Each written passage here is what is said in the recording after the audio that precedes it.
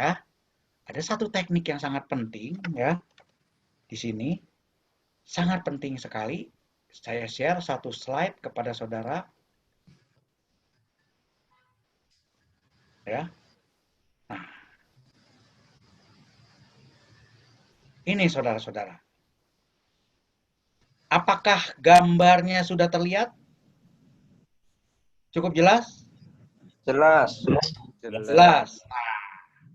Ketika kita berhadapan dengan seseorang, ya kita harus lihat apakah ketika kita memberikan briefing kepada mereka waktunya cocok. Kala nyuta, knowing time yang tadi. Time management.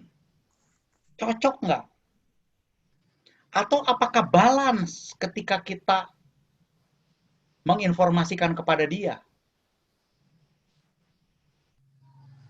Atau jangan-jangan saya tidak kenal sifatnya orang itu. Ya. Loh, Pak Slamet dia kan nggak pernah mau dengar Pak Slamet. Dia ngedengarnya maunya kepada si misal ya, dia maunya mendengarnya kepada si Tukiem misalnya. Misal, mudah-mudahan tidak ada nama Tukiem ya, ini nama karangan nih. Ya, mohon maaf ya. Nah, dia hanya mau kata-kata itu strategi munculnya dari Tukiem. Nah, artinya Ibu Bapak, knowing oneself terhadap diri kita tidak punya authority, betul nggak terhadap orang itu? Karena orang itu ngeyel terus, betul nggak? Tidak punya authority. Nah, kebetulan Tukiem itu orang yang sangat didengar oleh dia. Nah, kenapa kita tidak manfaatkan orang itu, si Tukiem? Nah, ini wisdom, saudara-saudara. Wisdom ini sangat penting. Wisdom itu tidak harus selalu dari kita. Kalau kita ingin menjalankan sesuatu dan mencapai project, ya, untuk mencapai project bersama ke sana, kita bisa ngomong dulu dengan orang lain yang menjadi otoriti bagi penghambat tadi, supaya dia bisa mengikuti cara itu. Seperti itu. Ya. Oke? Atau mungkin ada hal lain. Ya mungkin kalau pakai bahasa, misalnya pakai bahasa Medan, mungkin dia akan nyambung. Nah, saya harus ada dua cara. Belajar bahasa Medan atau minta orang yang ngerti bahasa Medan untuk bicara dengan dia. Gitu kan? Betul nggak?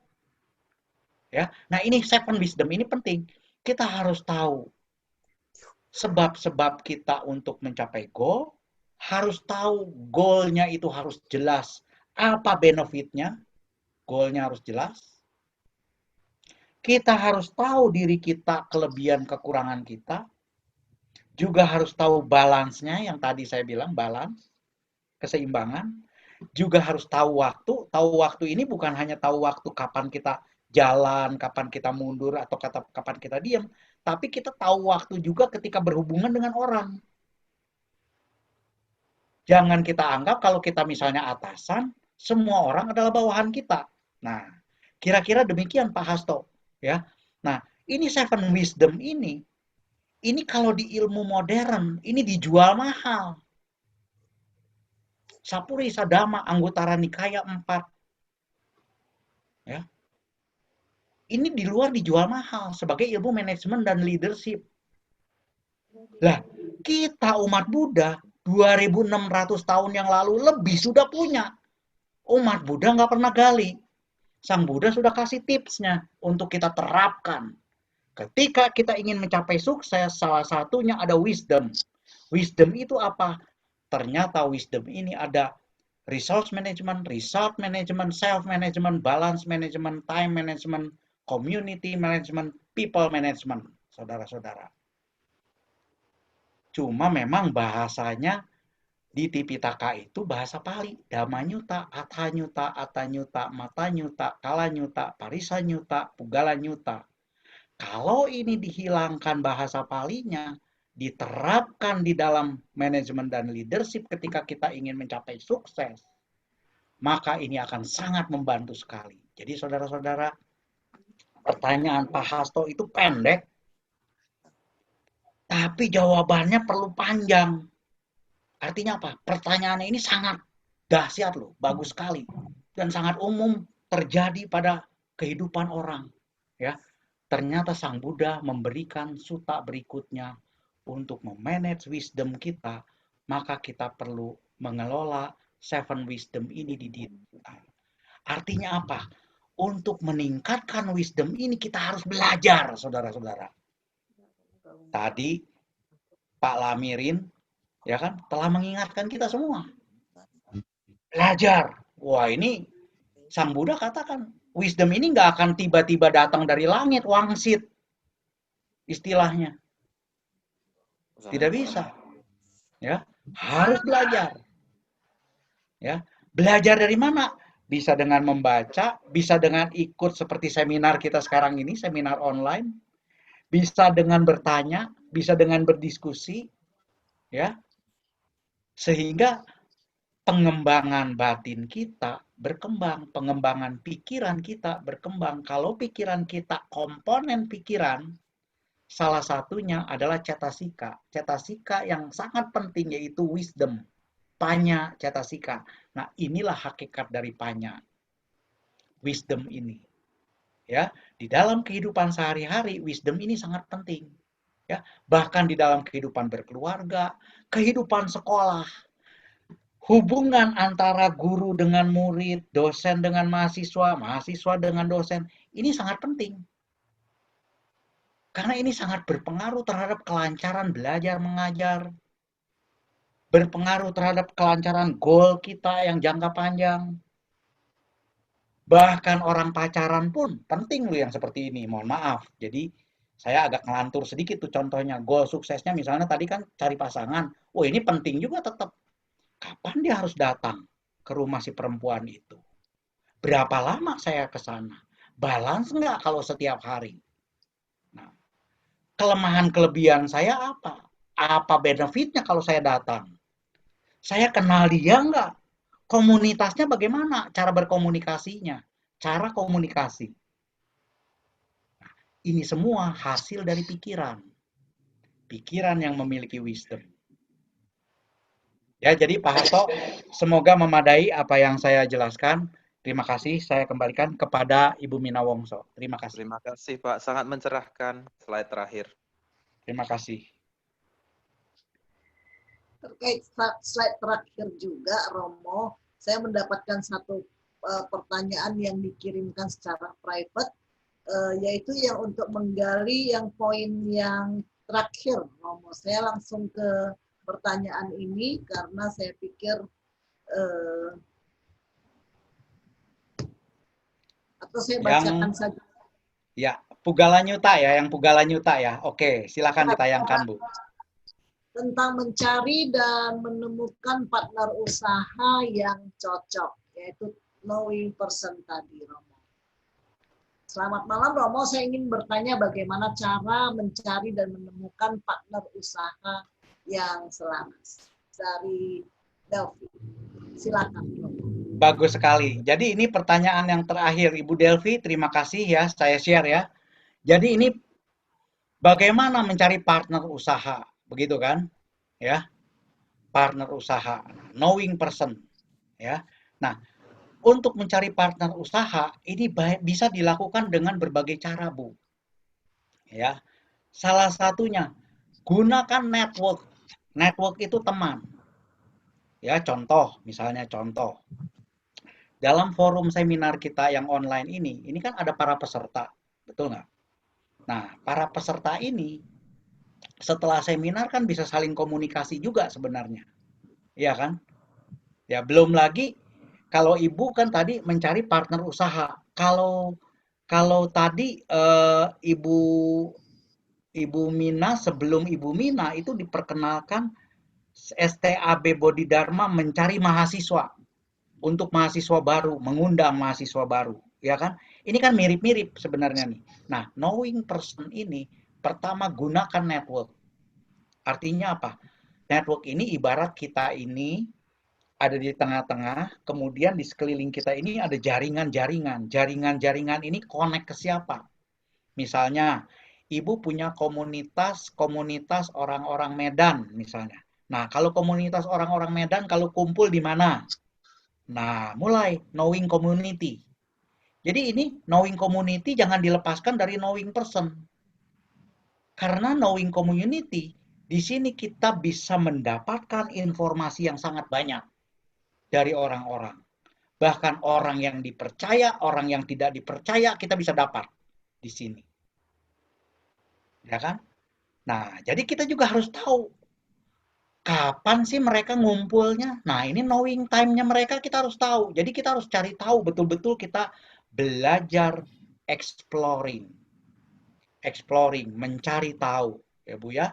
Walaupun ini yang poin terakhir, tapi ternyata kita harus explore knowing community. Nah, ketika knowing community, kita juga harus tahu waktunya kapan. Begitu kan? Nah, ketika kita mulai mendekati, nah, ingat-ingat, kita punya prinsip di dalam background, knowing background kita, dan knowing benefit, goal. Benefit ini goal atau result, hasil. Ya. Nah, dari background kita tahu prinsip-prinsip pekerjaan atau prinsip-prinsip yang kita ingin kerjasama itu orang yang seperti apa. Ini harus jelas. Kemudian goal kita apa? Harus jelas. Nah, ketika kita bergaul dengan komunitas, kita dapat informasi, dan orang-orang bertanya kepada kita, kita juga bisa menjelaskan background dari goal kita apa. Prinsip-prinsipnya apa, kemudian kita ingin mencapai apa. Sehingga kita bisa dapat nanti ada orang ini, bukan hanya satu, bahkan ada beberapa alternatif. Nah, kalau sudah beberapa alternatif dapat, maka harus dicari cara. Bagaimana saya bisa kontak dengan orang itu? Nah, untuk kontak dengan orang tertentu, ini namanya susah-susah gampang, Bu Delvi. Susahnya 2 kali. Artinya apa? Kalau kita belum kenal sama sekali, artinya kita perlu nggak tahu bahwa orang ini dekat dengan siapa, bisa didekati dengan cara apa.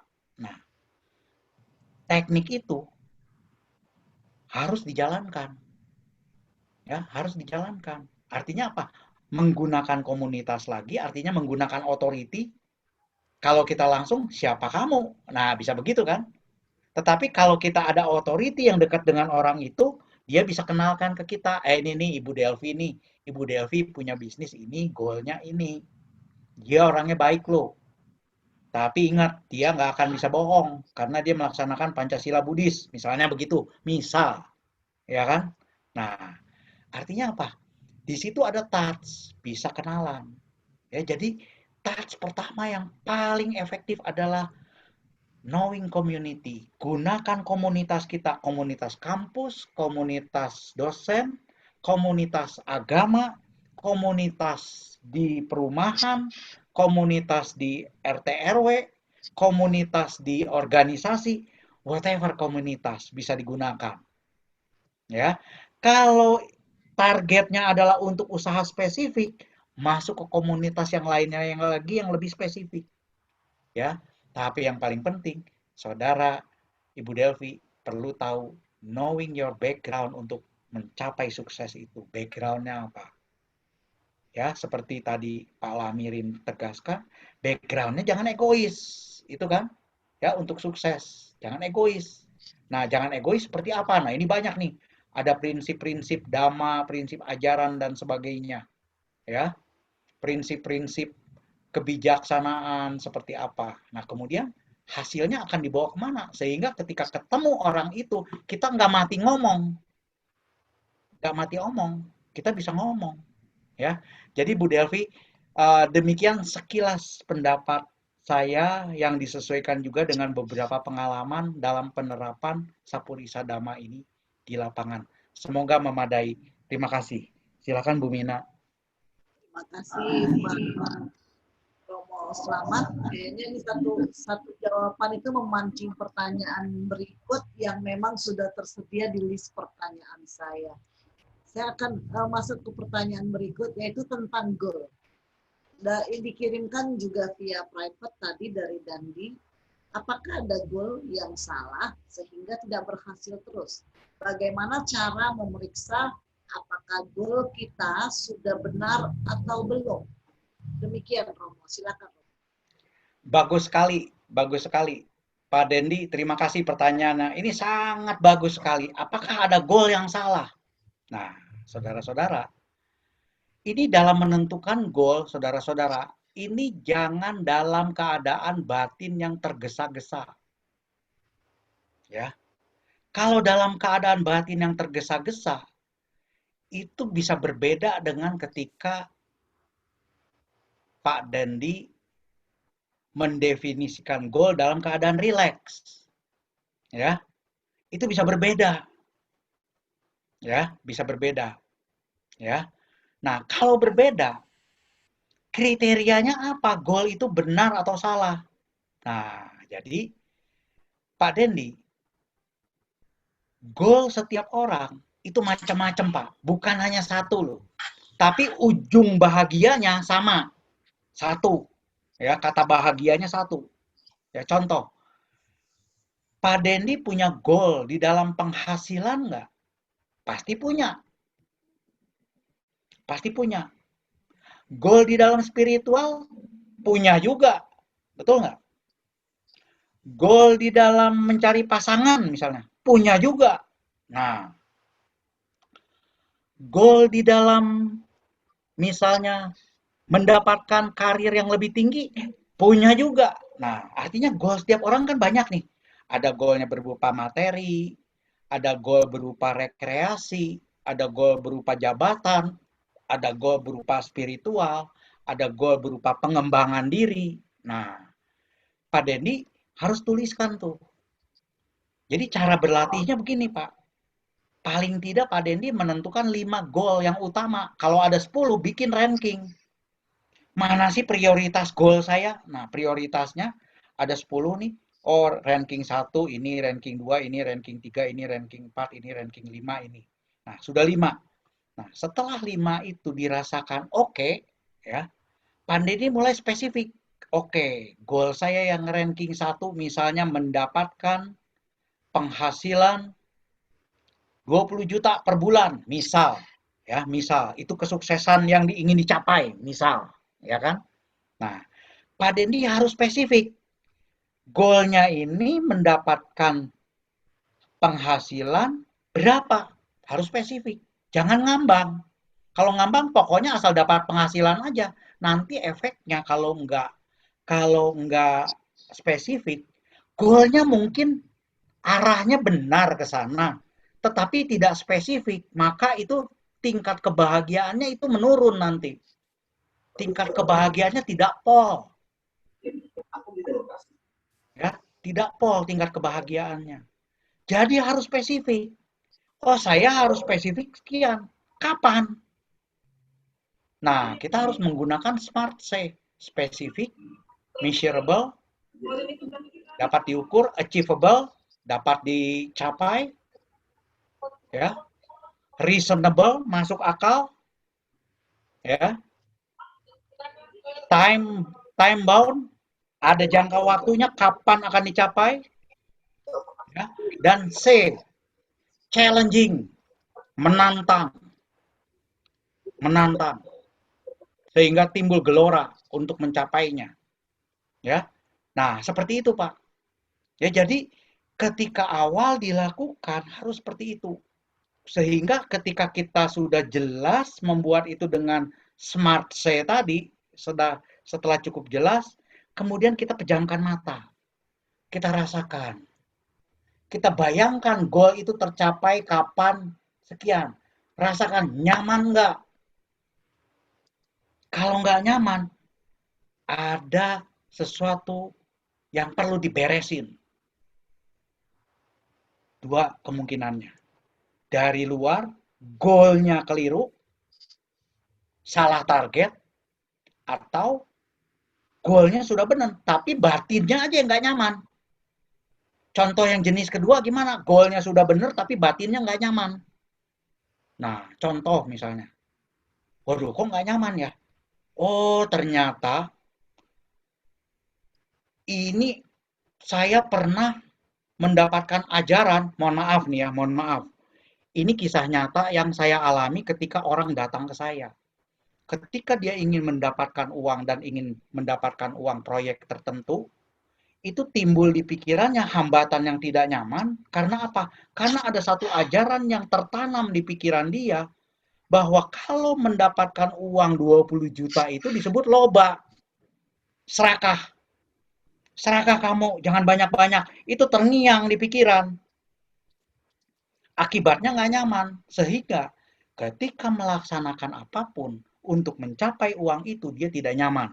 Ada rem yang menarik dia. Ya.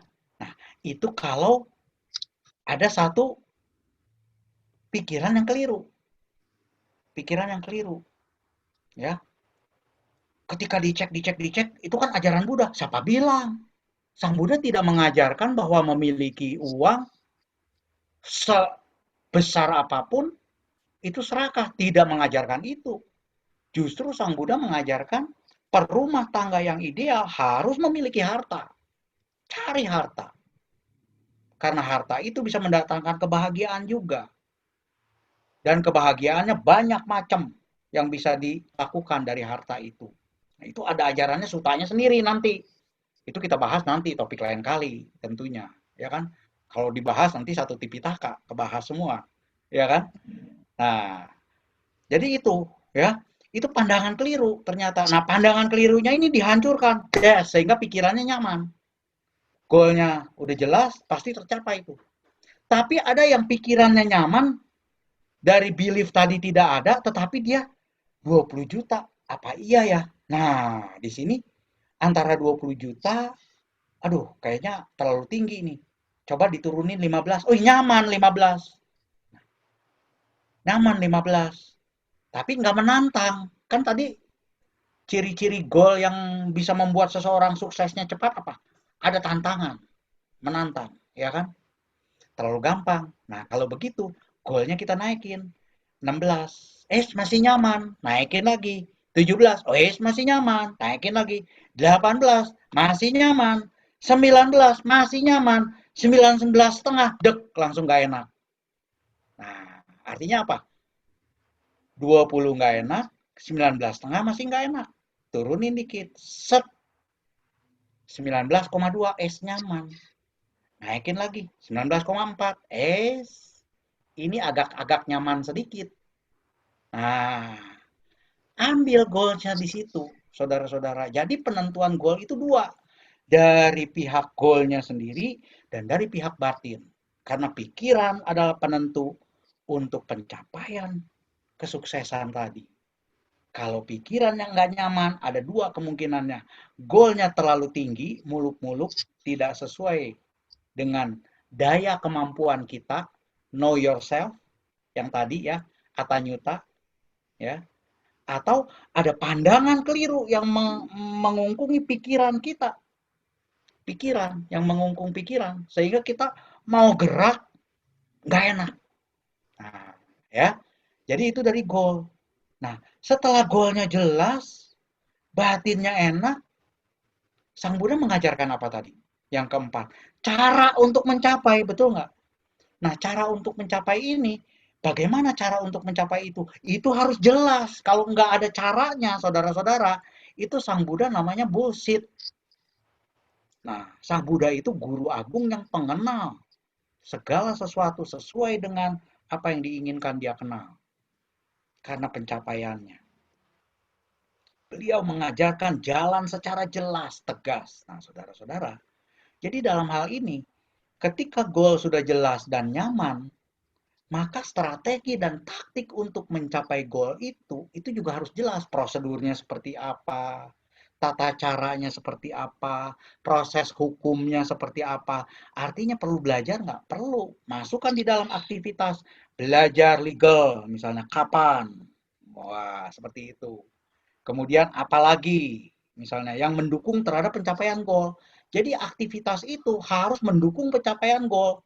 Seperti Sang Buddha ajarkan dalam 4 kebenaran mulia, untuk mencapai terbebas dari duka, harus ada cara. Caranya adalah Jalan mulia berunsur 8 untuk mencapai ke situ.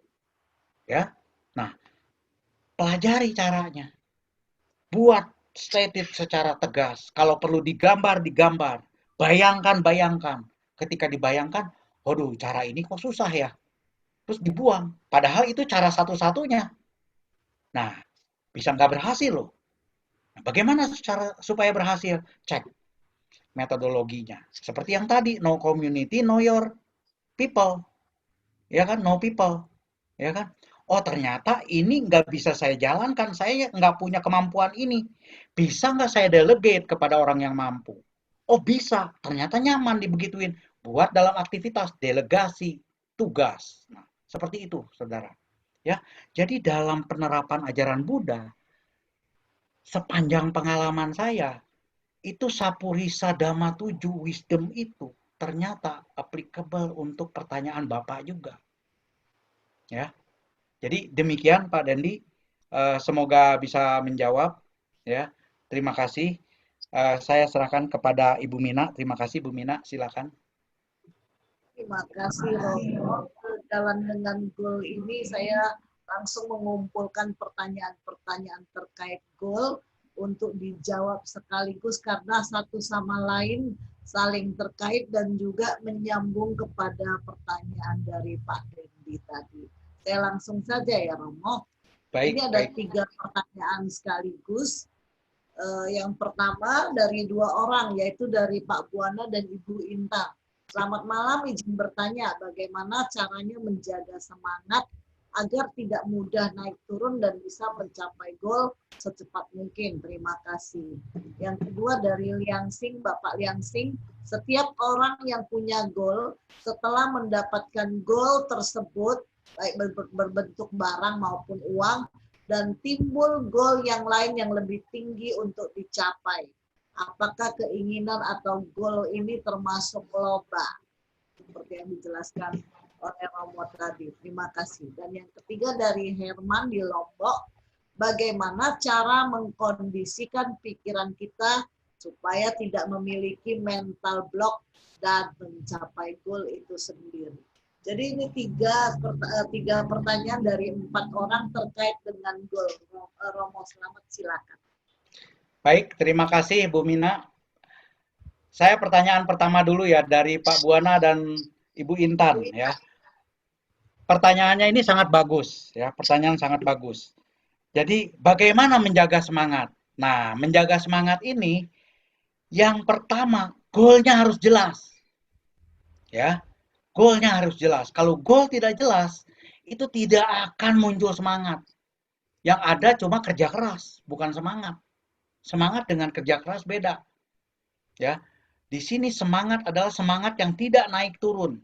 Artinya goalnya harus jelas. Nah, misalnya ketika kita semangat sedang turun, kita harus tahu bahwa kita punya goal, punya tujuan. Dan tujuan itu membahagiakan. Makanya tadi Pak Lamirin tegaskan di awal bahwa tujuan itu harus membahagiakan. Kalau tujuan tidak membahagiakan itu bukan goal dan itu bisa naik turun semangatnya. Ya. Jadi harus jelas goalnya. Ya. Tips yang kedua, bergaullah dengan orang-orang yang punya semangat tinggi dan konsisten. Jangan bergaul dengan orang senasib. Umumnya, Ibu Bapak, ini saya sering bawakan di forum-forum manapun. Orang-orang yang senasib biasanya suka kumpul tuh rame-rame. Senasib sama-sama loyo. Senasib sama-sama tidak sukses. Nah, sekarang umat Buddha harus membongkar ini. Sang Buddha katakan, bergaul dengan kalyanamita, memiliki kalyanamita, itu merupakan salah satu faktor dari 4 faktor kesuksesan dalam kehidupan ini. Nah, itu ada sutanya lagi tuh. Tenang saja. Ya. Ada sutanya lagi 4. 4 juga tuh. Salah satunya adalah kalyanamita. Ya, kalyanamita. Jadi kita harus bergaul dengan orang-orang yang penuh semangat. Dan orang-orang yang bijaksana. Sehingga pada saat down, ya, mereka bisa mengingatkan kita dengan kebijaksanaannya.